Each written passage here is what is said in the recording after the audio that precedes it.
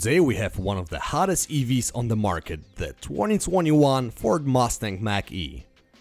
Ever since Ford announced the Mach-E, it's been a topic of controversy. Not only did they decide to put a Mustang nameplate on a crossover, but also on a vehicle that's fully electric. The Mach-E is Ford's first attempt to make a mass-produced EV.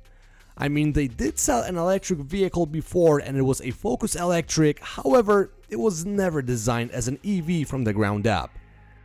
Now, I rarely talk about the design because it's subjective, but I think the designers did a pretty good job with the exterior, taking some of the characteristic elements from the Mustang and fitting them on a crossover. So, let's take a fully loaded Mustang Mach-E Premium for a spin and see what this thing is all about.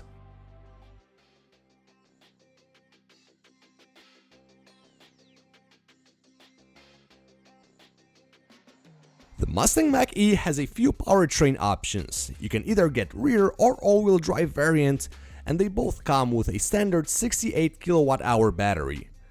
The range for the rear-wheel drive model is 230 miles and 211 miles for the all-wheel drive one.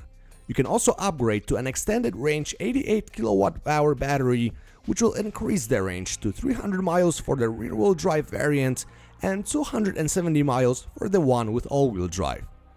Charging time?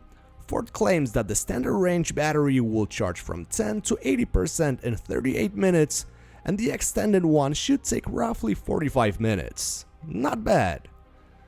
Now, the extended range all-wheel drive model that I tested is powered by two electric motors, one on each axle, which generate 346 horsepower and 428 pound-feet of torque. 0 to 60 takes a little over 5 seconds, but it feels much quicker since you get that instantaneous torque from the electric motors. Now, the Mach-E is built on a dedicated EV platform with a floor-mounted battery pack, McPherson struts in the front and multi-link suspension in the back. Typically for Ford, the chassis tuning is great. It's on a softer side, but it seems like Ford's engineers always know how to find a good compromise between comfortable ride and decent handling. I can't say that Mustang Mach-E is very engaging to drive, but in conjunction with a quick and responsive steering, you can have some fun on curvy back roads. The fact that the battery pack is mounted on the floor helps with lowering the center of gravity, and the all-wheel drive system is rear-wheel biased, so you get a little bit of controllable oversteer.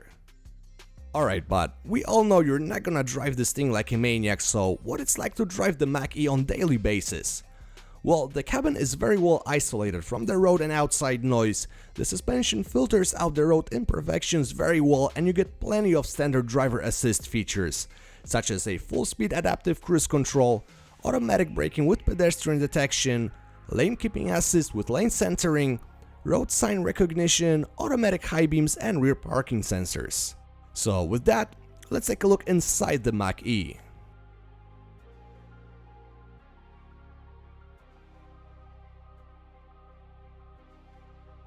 The interior of the Mustang Mach-E is one of the best Ford has ever designed. Not only do you get a ton of useful storage solutions and things like a wireless charger, but also a reasonable quality materials and good fit and finish. The design is clean and simple, and as you may know by now, I like that kind of approach. The infotainment system, which features a 15.5-inch touchscreen, is unique to the Mach-E. It works well and it's easy to use, however, it is laggy sometimes, and I gotta admit, it's nowhere near Tesla's infotainment. However, unlike the Model Y, you get a 10.12-inch gauge cluster in front of you, which shows you your speed, range, or the directions from the navigation system. The front 8-way power seats wrapped in synthetic leather are very comfortable, and you should have no issues finding a good seating position. Moving to the back, you get a decent amount of legroom and headroom for two adults and extra USB ports. The trunk offers 29.7 cubic feet of space behind the second row, and after folding the back seat down, the cargo space increases to 59.7 cubic feet. You also get a little bit of extra storage, 4.7 cubic feet to be exact, in the front.